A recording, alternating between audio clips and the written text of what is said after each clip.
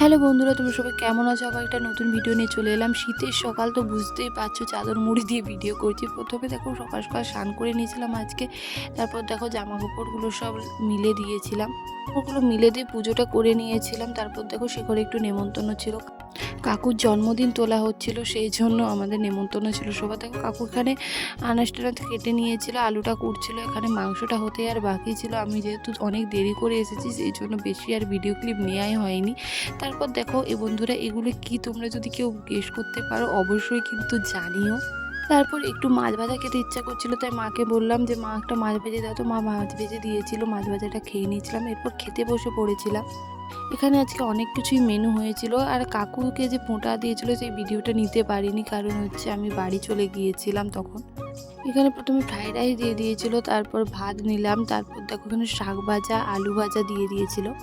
আর দেখো এখানে মাংস দিয়ে দিয়েছিল। তারপর দেখো রাত্রেবেলা এখানে বাঁধাকপি ভাজা করছিলাম, যেহেতু রুটি হবে, রুটির আটাটা মাখিয়ে নিয়েছিলাম। তো তারপর দেখো আমরা সবাই খেতে বসে গিয়েছিলাম। দুপুরে মাম্মা এত জ্বালিয়েছিল সেই জন্য আর ভিডিও ক্লিপ কিছুই নেওয়া হয়নি, একদম রাত্রে ভিডিও নিয়েছিলাম। তো তোমার ভিডিওটা ভালো লাগলে অবশ্যই সাবস্ক্রাইব করো। টাটা বন্ধুরা।